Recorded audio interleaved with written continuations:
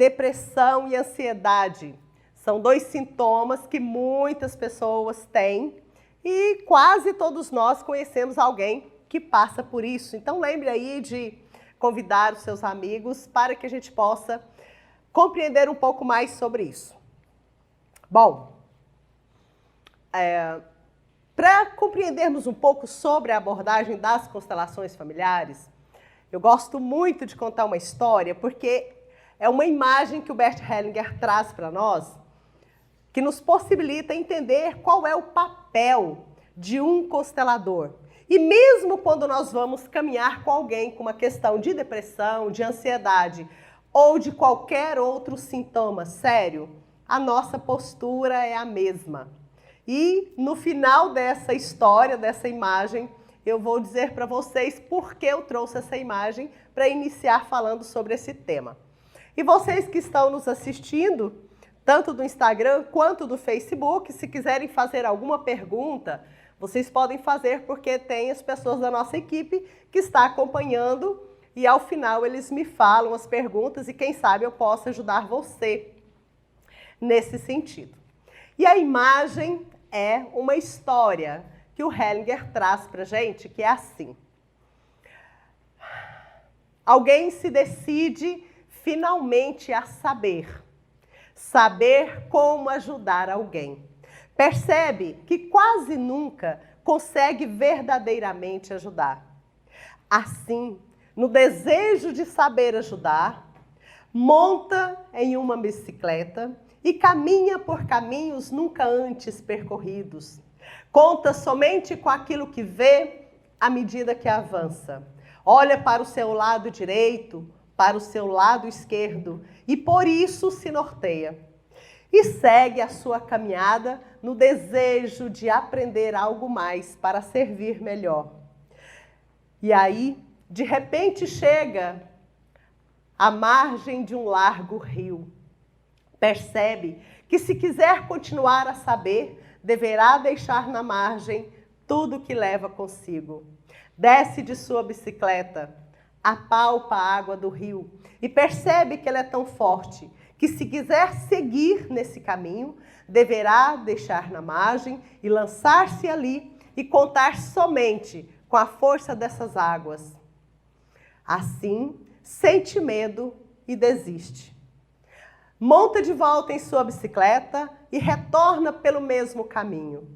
Observa que, em algum momento, aquilo que estava do seu lado direito, do seu lado esquerdo, se parece diferente. Afinal, ele está olhando pelo retrovisor. Ele está olhando pelo seu retorno.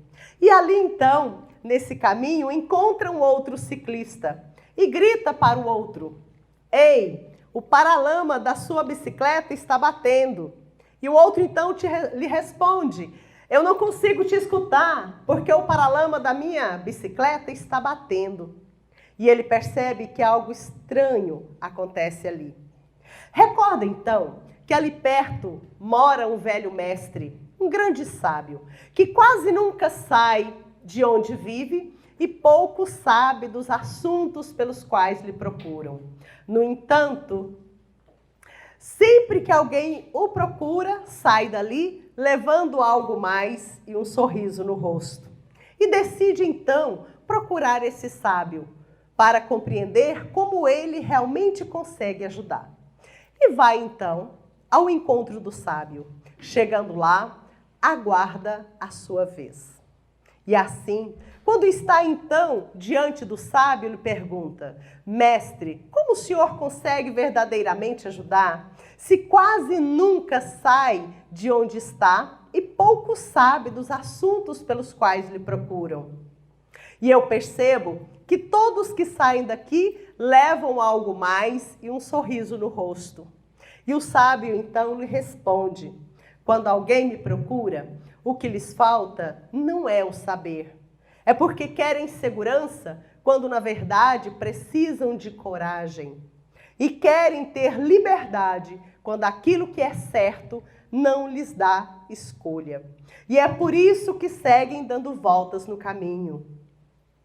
Quando alguém me procura, Eu vou para um lugar dentro de mim.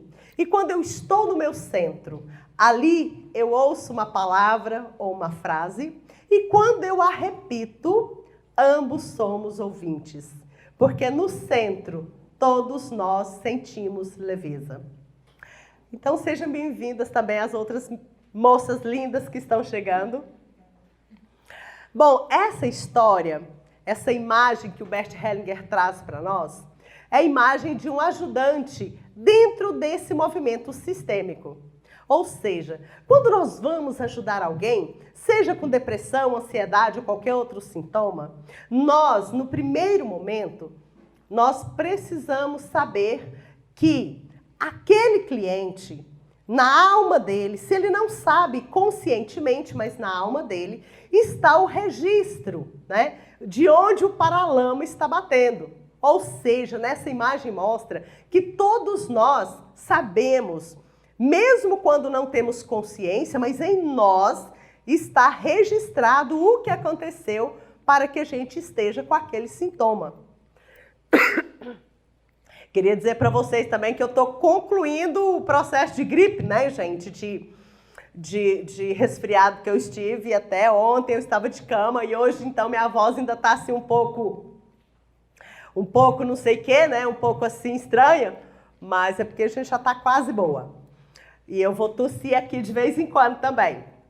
Então, quando a gente vai acompanhar alguém no processo, através dessa abordagem, a gente precisa saber, né, o que eu falo sempre para os meus alunos. O processo da constelação, ela trabalha com causas básicas, primárias.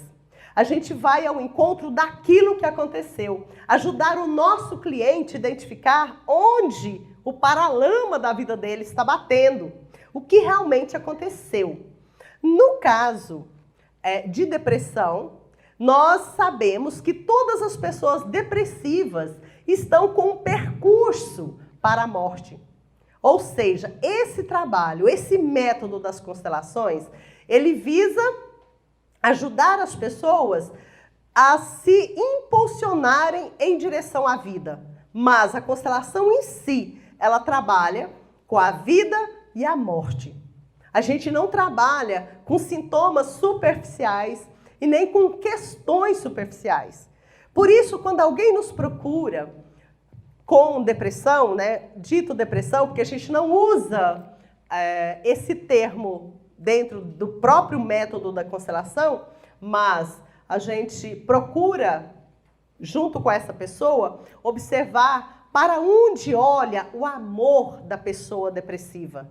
Para quem verdadeiramente essa pessoa está olhando, para quais pessoas que não estão na vida, para quais pessoas que foram excluídas. Então, através desse método, nós conseguimos ajudar a pessoa a realmente identificar qual é a causa. E não ficamos apenas dando conselhos, orientações, sugestões. Por quê? Então, aqui eu vou citar algumas possibilidades que nós, né, eu já estou dentro desse trabalho eu conheci constelação em 2004 e já estou dentro desse movimento desde então e trabalhando diretamente com as constelações já tem em torno de 15 mil horas. Então eu vou dizer aqui algumas das possibilidades de algo que aconteceu com a pessoa ou com a família dessa pessoa que pode estar sendo a causa da depressão. Uma das causas, muitas vezes, é quando a pessoa teve algumas crianças que não ficaram na vida, ou uma criança especificamente, ou mais de uma. Bert Hellinger diz o seguinte, que quase sempre, se for uma única criança que não nasceu com vida, mas que foi de forma natural, às vezes a pessoa não fica com depressão por causa disso, às vezes. E às vezes acontece de o sofrimento e olhar daquela mãe por aquela criança que não ficou na vida ser tão grande. E como a criança não está aqui, a mãe então olha para ela olha para a morte dela e com isso fica conectada com a morte daquela criança, levando isso também para a sua própria vida. Porque lá no inconsciente dessa mãe, ela sente que se ela morrer também, ela ficaria junto com essa criança. Outras vezes, às vezes até uma morte,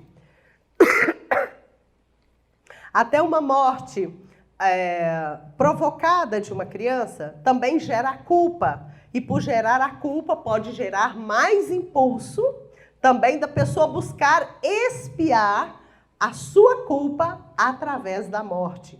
Então esse é um dos viés, né? Então para quem está chegando agora, a gente falou o seguinte, que eu estou saindo de um resfriado, então vez por outra eu vou estar tossindo aqui, e que vocês podem fazer perguntas, né? Anotarem aí as perguntas que a gente tem, as pessoas da equipe que estão olhando, e depois eles me passam para eu poder, se for possível, ajudar você a compreender algo da sua vida, tá bom? A gente falou também para que você possa convidar aí o pessoal do Instagram, clica aí no aviãozinho, né, na setinha, convide seus amigos também, porque muitas vezes uma fala, uma frase que a gente traz de explicação pode servir para alguém compreender o que está acontecendo, né, com ela. E nós sabemos a quantidade percentual imensa de pessoas com depressão e com ansiedade que está atualmente no mundo. E como esses dois sintomas prejudicam muito a realização, tanto profissional quanto dos relacionamentos de todos os que vivem isso. Eu sei porque eu já vivi também. Né? Já fui depressiva, ansiosa não, mas já fui depressiva muito tempo da minha vida. Quando eu descobri que eu tinha sido depressiva, já tinha sarado, mas eu já fui. Bom, uma outra questão que acontece, que leva à depressão, muitas vezes são, por exemplo, quando os nossos avós morrem e nossos pais, ou nossa mãe ou nosso pai, fica ainda pequeno. É uma das possibilidades. O que acontece quando a mamãe morre e uma criança fica pequena? Essa criança, no caso que eu estou dizendo aqui, pode ser também a sua mãe ou seu pai quando morreu e você ficou pequeno, tá? Mas se foi a nossa avó, por exemplo, o que acontece, né? A nossa avó morre, nossa mãe ou nosso pai fica pequeno e eles queriam muito estar junto com sua mãe. E a sua mãe não está mais aqui, não está mais no mundo dos vivos, que é como a gente fala dentro da abordagem da constelação. Então, todas as crianças preferem morrer para estarem com suas mães do que ficarem vivas. Então, essa criança, lá na alma dela, ela decidiu que ela gostaria de morrer, ou seja, traz ali naquela hora o impulso de morte. Bom, mas ela não morreu, ela conseguiu crescer, tomou então nossa mãe ou nosso pai como parceiro e tiveram filhos. Mas aquele movimento da criança lá do período onde ela ficou órfã continua atuando nela. Mas ela cresceu, se casou, teve filhos e um desses filhos somos nós. E o que nós, então, as crianças percebem? Elas percebem nas suas almas, nos seus corações, que a mamãe ou o papai tem vontade de morrer. Isso acontece muito mais com as mães, tá, gente? Eu falo pai porque de vez em quando atua também no homem, nos meninos. Mas na maioria das vezes são sintomas mais da mulher. Então nascem as crianças e como na nossa alma a gente percebe que nossas mães ou nossos pais têm impulso de morte, porque tiveram isso desde as suas infâncias, então a gente decide morrer no lugar deles. Por quê? Porque quando nós temos esse movimento, isso atua em nós, esse movimento de morte, mas também atua nos nossos descendentes. Por isso a gente sempre fala, se a gente consegue suportar. Porque tem gente que fala, Marta, eu sei que eu tenho depressão, mas eu suporto, eu me aguento, eu saio para a rua, eu saio com os amigos e eu não olho para o problema. Já é bom, né? Porque tem gente que olha para o problema, fica dentro do problema e nem quer sair do problema. Mas ter o impulso, né, depressivo e lutar para não olhar para isso, já é algo bom para a pessoa, mas não resolve. O que acontece? Muitas vezes, quando nós temos esse impulso, se a gente não resolve na causa, no porquê, e a gente morre, um outro descendente vai tomar isso. Às vezes só nós somos depressivos, mas não resolvemos a causa em nós. E não identificamos e não resolvemos. E morremos. Às vezes morremos com 80 anos, com 70 anos, mas morremos depressivos. Então, assim que a gente morre, alguém assume o mesmo problema e começa a ter depressão, coisa que não tinha antes, porque tinha alguém depressivo na família. Então, quando a gente muda algo, a gente não muda só para nós, a gente muda também para os nossos descendentes. Outra situação que acontece, muitas vezes nós temos alguém, namoramos, ou é nosso noivo, um casamento recente, por exemplo, e o parceiro morre.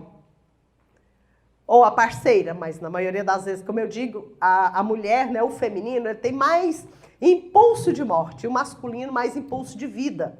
Por isso eu sempre falo, gente, se vocês querem que seus filhos e filhas tenham sucesso, empurre eles para o pai. Porque lá, junto com o pai, tomando e concordando com o pai, eles vão ter mais possibilidades de terem sucesso e de ter vida plena. Bom, então se a gente tem um parceiro, um namorado que a gente ama muito, que pode já ser um noivo ou um casal ainda jovem, com pouco tempo de casamento, e o parceiro morre, muitas vezes essa mulher ela não consegue parar de olhar para esse parceiro. Às vezes passam-se os anos, ela se casa de novo, mas ela não fica totalmente disponível e pode gerar, depois de um tempo, também depressão. Por quê? Porque esse olhar, que na medicina se chama depressão, é o olhar nosso para a morte. Para alguém que não está na vida e para o nosso próprio desejo de morrer. Então, quando a gente vai acompanhar alguém, seja com depressão ou qualquer outro sintoma, nós vamos sempre sem saber exatamente o que aconteceu. Como na imagem que a gente trouxe antes, a gente vai como alguém que está andando de bicicleta, chega na margem do rio, só que o constelador, ele tem que deixar a bicicleta e pular no rio. Ou seja, esquecer tudo que a gente já sabia. Tudo isso que eu estou falando para vocês. Se eu vou fazer um trabalho de constelação e o tema da pessoa é depressão, eu não vou ficar lembrando disso. Eu não vou ficar lembrando, será que essa pessoa teve crianças que não nasceram com vida? Será que essa pessoa teve a avó que morreu cedo? Será que essa pessoa teve um noivo que morreu? Não!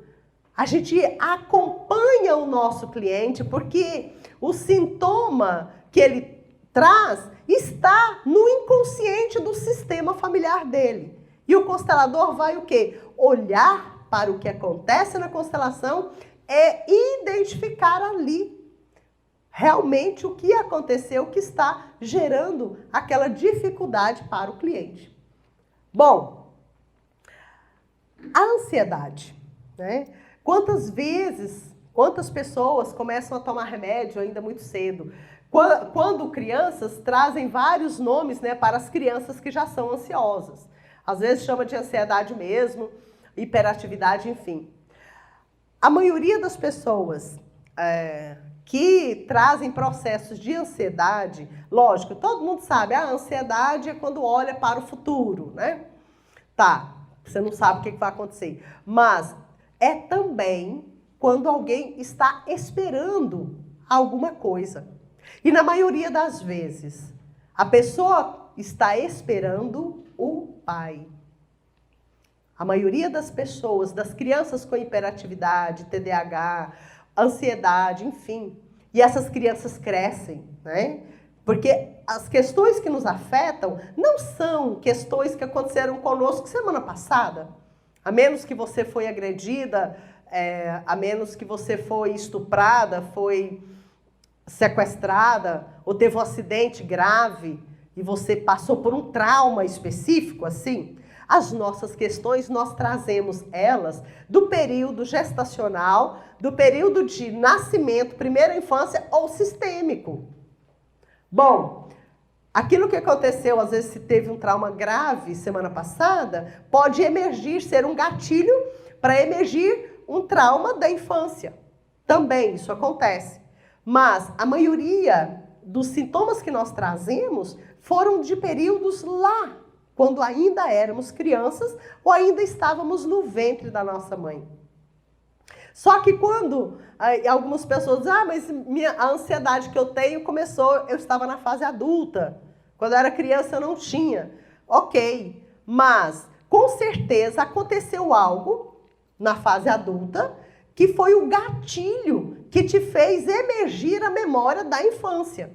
Ou te fez emergir a memória do nascimento.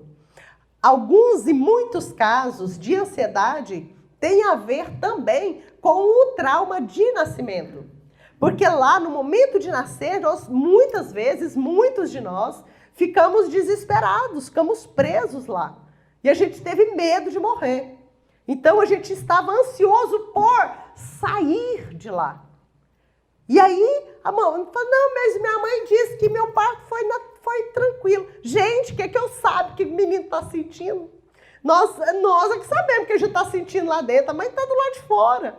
Ela está sentindo os sintomas dela, mas ela não está sabendo o que é que a gente está passando. Nós que trabalhamos também com renascimento, né, já renasci milhares de pessoas, a gente percebe o desespero que a gente vê quando a gente faz um renascimento.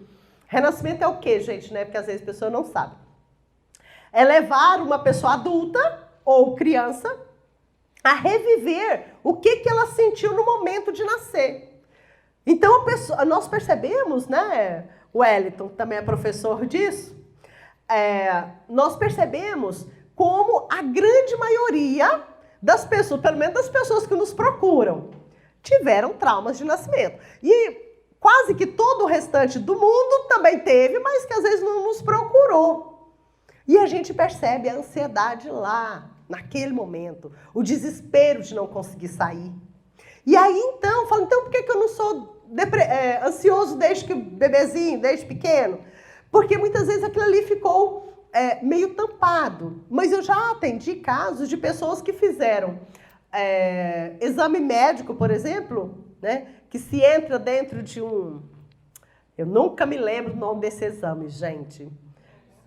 Ressonância, né? Que entra dentro de um tubo, assim. E eu já fiz isso também um tempo atrás. E olha que eu já tinha renascido a mim mesma muitas vezes. Mas eu só abri o olho assim, só um pouquinho, para eu ver o que o povo sentia lá dentro daquele aparelho, né? E eu pensei, realmente... Eu olhei assim e falei, realmente, quem teve trauma de nascimento, se abrir o olho aqui dentro, desespera, né? E eu olhei assim, comecei a ficar agoniada, falei, não, respira, Marta, porque você já renasceu, você já sabe, né? Então, muitas vezes a pessoa vai lindamente fazer um exame para ver como é que está o coração, o cérebro, eu fiz pelo cérebro, né? Porque, para verificar como estava o meu cérebro. Mas fazemos, né, para ver questão cardíaca. E quando sai de lá, ele já sai com o gatilho. Ele já sai daí para frente, ele já tem problema. Ele tem pânico, ele tem ansiedade, ele tem uma série de outros sintomas que ele não tinha antes. Só que a pessoa não sabe que estar ali naquele exame foi o gatilho para reviver e abrir as memórias que estavam fechadinhas ali desde o período que ele passou pela experiência. Então, eu já atendi vários casos, vários meses, de pessoas que fizeram... Qual o nome do exame? Ressonância. Eu só lembro de tomografia, meu Deus. Então, fizeram ressonância e depois, então, disso, veio me procurar. Então, sempre que alguém vem e fala, você sente isso desde a infância? Não. Daí eu já pergunto, você fez esse tipo de exame? A pessoa diz, ah, sim, fiz. Pois é. Então, daí começou. Só que, então, depois que se faz a técnica de renascimento, se resolve. Né? Então, não é uma coisa que você tem que passar a vida toda para poder resolver ou viver com isso. A gente não deve se acostumar com aquilo que não é bom. Toda doença, todo sintoma tem uma causa. E se tem uma causa, tem uma solução. Qualquer coisa, pode ser câncer, pode ser diabetes. É fácil curar o diabetes? Não é. Uma das enfermidades, das dificuldades maiores. No entanto, o trabalho de constelação muitas vezes ajuda o diabético, pelo menos, estabilizar o seu pico. Então, ele consegue ter um certo nível, né? Por exemplo, a pressão alta. Muitas pessoas que têm pressão alta também têm a ver com trauma de nascimento, onde se sentiu pressionado, desesperado e desenvolve pressão alta. Ah, Marta, eu tenho pressão alta, mas minha mãe também teve, minha avó também teve. Então, quando foi que alguém lá atrás passou por um trauma tão grande que se sentiu pressionado, que pode ser no nascimento de alguém, de um ancestral, mas pode ser também no período de guerra. Pessoas que estiveram em guerra, que se sentiam pressionadas e a partir lá da nossa bisavó, então, começou-se esse processo e foi passando de geração em geração. Há alguns anos atrás, alguns anos e não muitos anos, foram submetidos a um teste vários ratinhos, né? Os cientistas fizeram essa experiência. Então, pegou-se lá os ratinhos e trazia, né, o cheiro de frutas para eles. E quando os ratinhos sentiam o cheirinho de fruta, eles davam choque nos ratinhos. E fizeram isso várias vezes, né? Trazia o cheiro da fruta e daí dava o choque nos ratinhos, enfim. E ali passou-se um tempo fazendo isso. Então, quando os ratinhos sentiam o cheiro da fruta, eles já tremiam de medo antes do choque. Ok. Eles colocaram os ratinhos para namorar e parirem outros ratinhos. Então, os filhotinhos desses ratos não levavam choques, não levaram choque em nenhum momento. Mas eles traziam o mesmo cheiro, né, que se assemelha ao cheiro de fruta, e os ratinhos que nunca tinham levado choques já entravam em tremor, já entravam em medo, ficavam com medo. E lógico que isso é genético. Aí coloca esses ratinhos, os filhinhos, para namorarem e tiveram seus filhinhos. Então os netos dos primeiros ratos, dos ratinhos que tomaram choque, também com cheiro de fruta, eles também entravam em pânico. Então isso ficou provado que aquilo que acontece com o ancestral se repassa para os descendentes. E o que eles viram? Que em cada geração de descendentes o efeito era maior. O medo era maior do que lá com os que começaram a tomar os choques. Então, muitas vezes a pessoa diz, não, isso é genético, não cura não. Gente, mas tudo que não é saúde, é como o Leonardo Oro, o criador do Renascimento, ele fala que tudo que não é saúde e felicidade é ilusão ou mentira. Então, tudo que não é saúde não é real. Então, se eu tenho pressão alta, eu sou ansiosa porque meu pai é, ou porque minha mãe é, sou depressiva porque minha mãe é, porque minha avó foi. Mas, em algum momento, isso começou. É por isso que essa abordagem, né, o método das constelações, ele consegue alcançar esse fato em geração muito anterior. Quase sempre nós alcançamos, olhamos para isso, quase sempre está na geração dos bisavós, no máximo dos bisavós. Mas eu mesma já atendi pessoas com psicose que o fato tinha acontecido na 8ª geração. E a pessoa ficou curada totalmente, com uma constelação. Então, e por que eu sei que ela ficou bem? Né? Porque eu sou amiga do irmão dela. Então, passaram uns 2, 3 anos e eu reencontrei o irmão, porque eu a vi só nesse dia. Que bom, porque ela não precisou mais. E ele me disse, falou, a partir daquele dia, nunca mais. Então, estava na 8ª geração, um fato que aconteceu com alguém lá. E esse é o único método que consegue alcançar nesse sentido. Mas tudo que acontece que não está na nossa vida de uma forma harmoniosa, saudável, boa, tem a ver com fatos acontecidos na nossa família, fatos acontecidos conosco na nossa gestação, no nosso nascimento, na primeira infância, ou tem a ver com experiências nossas de vidas anteriores.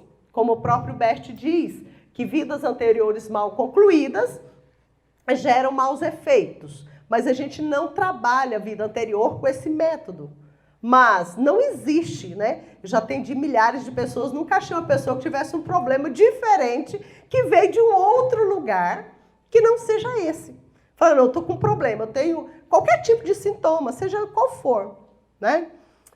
Seja ele qual for. Ah, Marta, eu tenho, por exemplo, dores nos joelhos, né?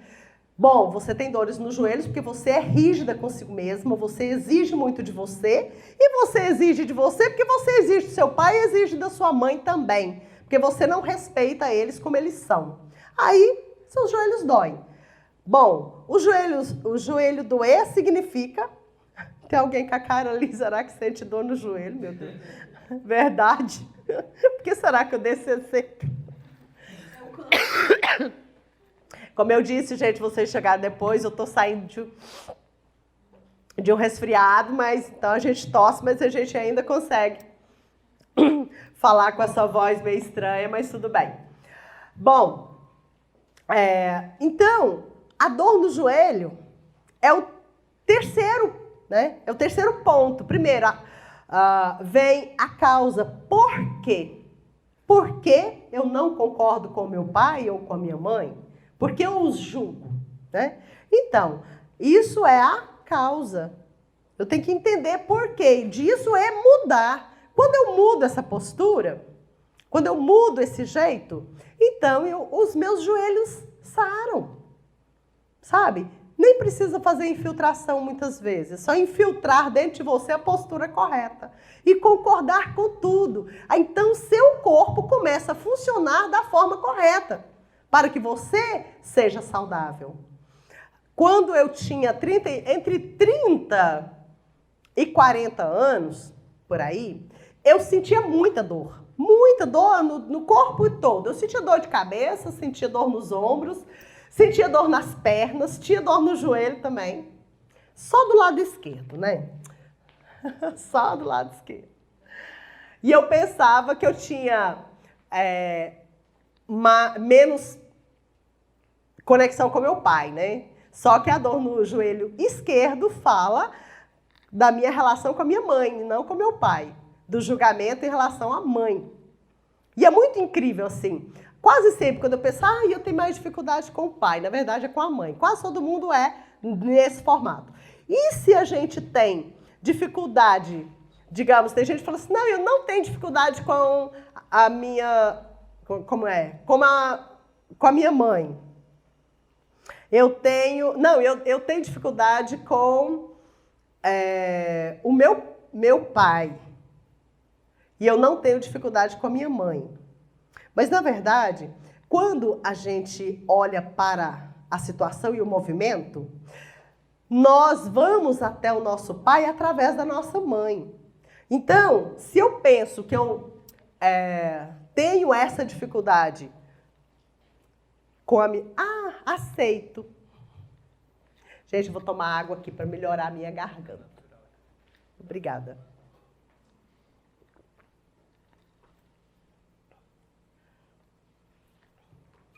Se eu penso que eu tenho dificuldade com a mãe e não tenho com o pai, na verdade eu tenho com os dois. Porque eu só vou até o pai através da mãe. Então, se eu tenho dificuldade com a minha mãe, eu não fui até meu pai. Eu penso, porque às vezes eu não discuto com ele, enfim, eu penso que não tenho, eu penso que eu admiro, eu penso que não sei o quê, mas para eu fazer esse percurso é como se fosse uma corrente. Então tem o primeiro aro, que é a mamãe, depois que eu passo dessa argolinha eu vou para o meu pai, depois eu alcanço os meus avós, meus tios, minhas tias.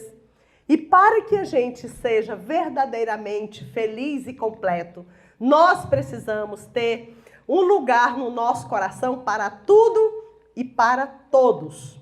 E aos poucos a gente vai estendendo isso. Então, muitas vezes a gente fala que mais da nossa relação com os nossos pais, porque a maioria das pessoas ainda estão nesse primeiro círculo, precisam se organizar no primeiro círculo. Mas depois desse tem outros, só que os outros são mais fáceis. Muitas vezes nós vemos pessoas querendo salvar o planeta, salvar... E é ótimo, né? Não sei como que eles vão salvar não, mas tudo bem. Querem salvar a natureza e salvar os bichos, salvar não sei o que lá. E a gente vai observar que a grande maioria dessas pessoas tem dificuldade de concordar com seus pais. Então, quando eu consigo concordar com os meus pais e me alegrar com eles assim como eles são, eu verdadeiramente consigo começar a ajudar algo mais, inclusive o planeta. E isso é o quinto círculo, gente, servir ao mundo. Eu só consigo servir ao mundo se eu consigo ter concordância, alegria e gratidão pelos meus pais. Se eu não conseguir isso com aqueles que me deram a vida, como que eu vou seguir em frente? Depois eu consigo concordar com meu parceiro ou com a minha parceira exatamente como ele é. E esse homem ou essa mulher vai estar comigo em segurança, vai se sentir seguro, porque eu não estou julgando ele. Se eu não julgo os meus pais, eu também não julgo meu parceiro e nem minha parceira. Eu também não julgo os pais do meu parceiro ou da minha parceira, que muitas vezes são os avós das minhas crianças, e o sangue deles corre nas veias dos meus filhos. Então, eu também consigo concordar e respeitar as pessoas da minha profissão, do meu local de trabalho. Então, tudo à minha volta começa a ser diferente. E eu consigo verdadeiramente irradiar a gratidão para com tudo e para com todos, tal como se apresenta. Nesse módulo do último final de semana, eu não lembro quem é a pessoa e também não preciso lembrar, que no momento da constelação, a pessoa era muito resistente em relação a algo que tinha acontecido com ela mesma ou com um parente dela, não me lembro, com ela e com um parente.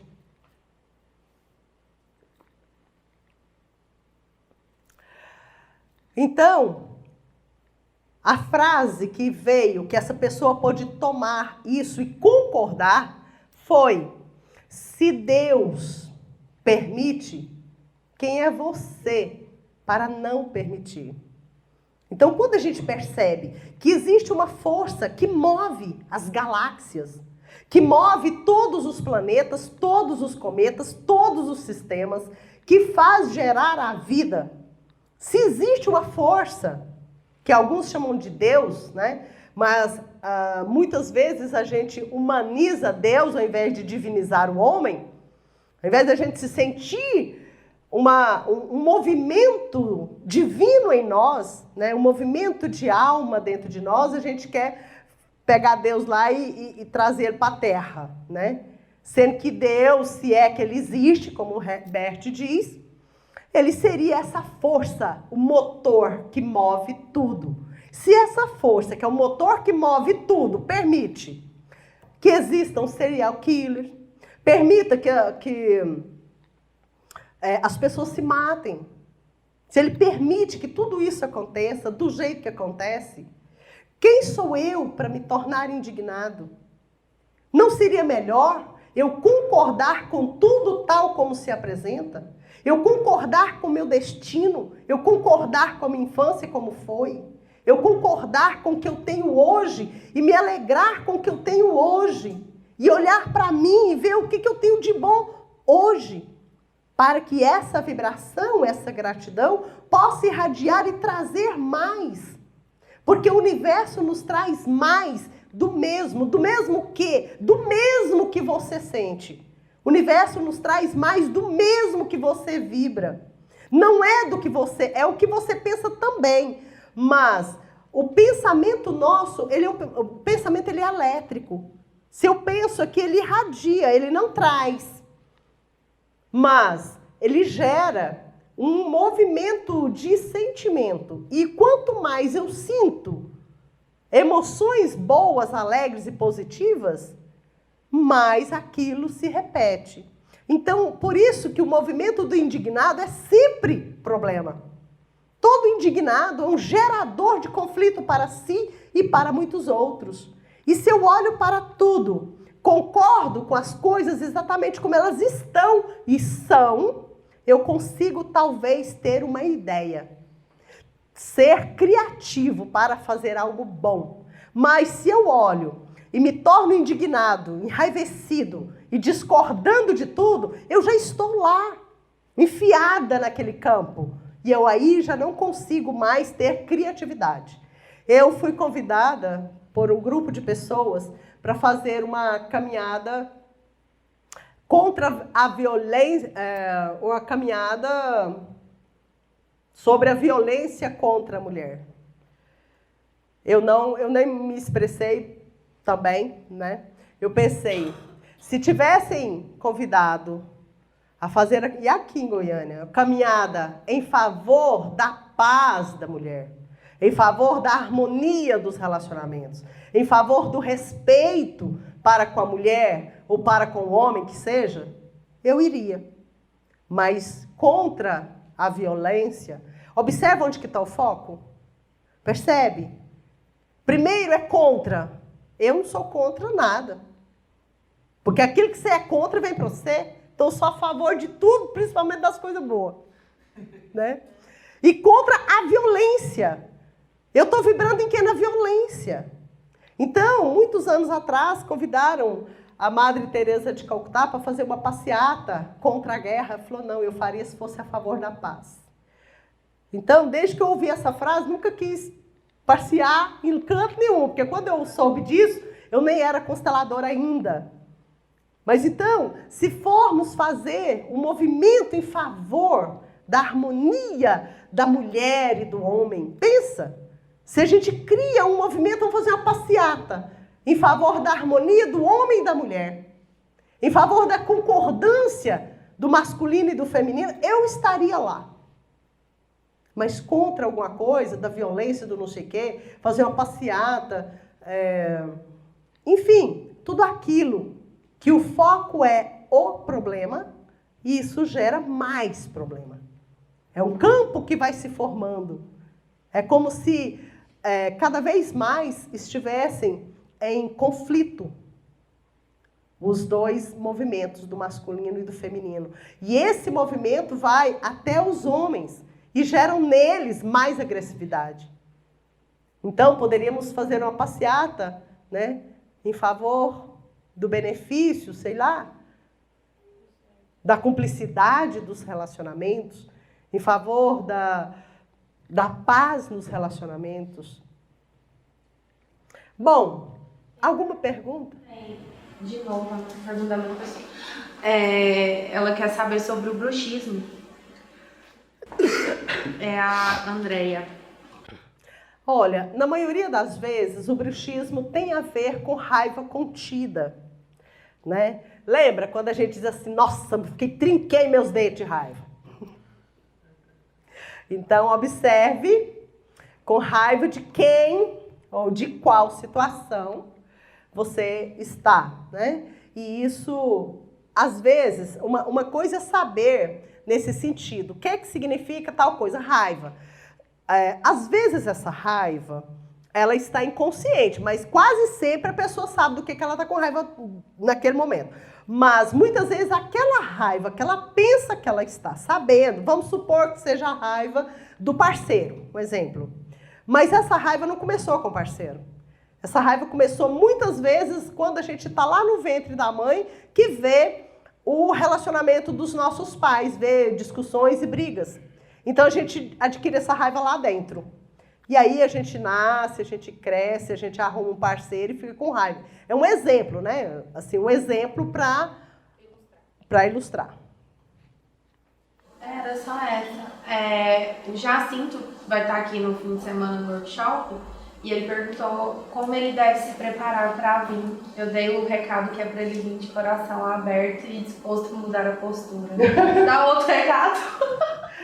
Então, o pessoal que vem agora, nesse final de semana, no curso Riqueza e Abundância, isso que a Camila falou é ótimo, né? Uma das coisas que eu peço, não chega atrasado, gente, porque vocês têm atividade desde o início. Venha de roupa leve, né? Em todos os momentos, esteja com roupa leve. As mulheres, porque vai ter exercícios que vocês podem ser, que vocês deitem no chão, tem trabalho de constelação, enfim, que às vezes você vai sentir vontade de cair no chão, né? Então, as mulheres também têm que estar de calça, de bermuda, que deixa ela também confortável, ou de saia mais longa, né? Às vezes tem o renascimento nesse encontro, e no momento do renascimento também a pessoa tem que estar de roupa confortável. No mais, é vir com vontade de mudar a sua história, porque realmente é transformador. Ontem na live que eu fiz, eu até falei dos 7 passos, e a gente vai trabalhar esses 7 passos, trabalhando com cada um em estado de reprogramação mental. É o que eu uso na minha vida, o que eu sei que acontece, que faz acontecer, né? E como eu sempre digo quando eu falo sobre isso. Desde muito pequena eu comecei a estudar, com 7 anos de idade. Eu comecei a estudar sobre muitas coisas e nunca parei de estudar, né?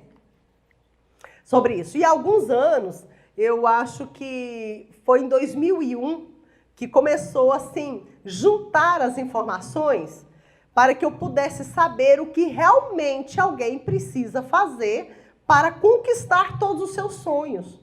E tudo vem de um mesmo movimento, é de um jeito só. Aí tem uns que falam assim, você, para conquistar os seus sonhos, você precisa ser grato. O outro fala, para você conquistar seus sonhos, você precisa saber o que você quer. O outro diz assim, você precisa mentalizar isso. O outro fala, você precisa estabelecer as ações. O outro, enfim. Então, quando eu conheci constelação, renascimento, me tornei coach, enfim, e outras coisas que eu já sabia, então eu percebi o que realmente precisa. Por exemplo, Napoleão Hill é um dos melhores escritores, né, do livro, por exemplo, Pense e Enriqueça, é um dos melhores autores dentro dessa temática. Só que o Napoleão Hill não escreveu sobre a postura da pessoa em relação aos pais. E nem do nascimento. Ele fala tudo que a pessoa precisa fazer para conquistar, ótimo. Só que quem tem problema com a mãe, com o pai, não consegue. Então você pode ler o Napoleão, comer o livro inteiro, fazer chá, e não vai conseguir. Porque se você tem problema com o seu pai, você não consegue estabelecer objetivos, você não consegue delimitar, estabelecer ações. Se você tem problema com a sua mãe, você não ganha dinheiro. Então, esse curso Riqueza e Abundância, ele fala de todos os passos. Eu trabalho com as pessoas, não só a teoria, mas trabalhando com cada um aquilo que ele precisa. É por isso que funciona. Depois, tá, você melhora com o pai, com a mãe, tem forma de trabalhar a gratidão em estado alterado de consciência que você consegue movimentar o universo em seu favor. Que é diferente de você começar numa labuta para aprender a ser grato. Se você consegue mudar sua postura com seus pais, você imediatamente facilita a capacidade e condição de ser grato. E quando você faz o exercício com a respiração adequada, aí você consegue mais rápido ainda. Então, para algumas situações, a gente precisa sim estabelecer ações. Para conquistar outras coisas, você não precisa. Você só precisa saber como pensar e como sentir aquilo que você quer. Então, por isso que eu falo, gente, para se chegar a um objetivo, é realmente simples. E foi muito bom, né? Porque tem assim uns 10 dias que eu precisei ver se isso, de novo, ver se isso funciona. E realmente eu trabalhei isso, né? Porque eu precisei de determinada situação, em 3 dias, aquilo que eu precisava aconteceu. Isso sempre, há muitos anos, acontece na minha vida, né? E esse curso é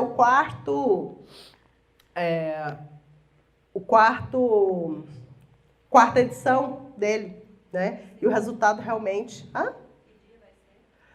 Sexta à noite, sábado e domingo de manhã, se precisar. Sexta à noite, sábado e domingo de manhã. Ah, tá. E tá com o Black Friday, que é 50% de desconto, que nós fizemos e ainda parcelamos em 2 vezes nesse formato, ou pelo PagSeguro em mais vezes, se a pessoa quiser. Tem uma outra pergunta, não tem muito a ver com o tema não, mas a doutora Simone está perguntando. Bert diz que no segundo casamento, os filhos do primeiro precedem a segunda esposa e os cuidados são primeiro para esse e a segunda esposa deve se retirar. Poderia explicar melhor? A segunda esposa deve se retirar no sentido de intrometer na forma que o pai conduz os filhos que vieram antes. Não é se retirar e ir embora, não é isso, tá? Porque como os filhos têm precedência, o pai primeiro tem que resolver a questão dos filhos, né? E depois ele se volta novamente para a segunda esposa. Então, se retirar nesse caso é não se intrometer na maneira com que o seu homem vai conduzir os seus filhos. Se a forma com que ele conduz os filhos dele com outra mulher te incomoda e a mulher ficar intrometendo, ela vai ficar sem o homem. Então, aí cabe a ela, ou ela se submete àquilo que está, ou ela mesma acaba se retirando e arrumando um outro que não tem menino. Então, obrigado, pessoal do Instagram, do Facebook, do YouTube.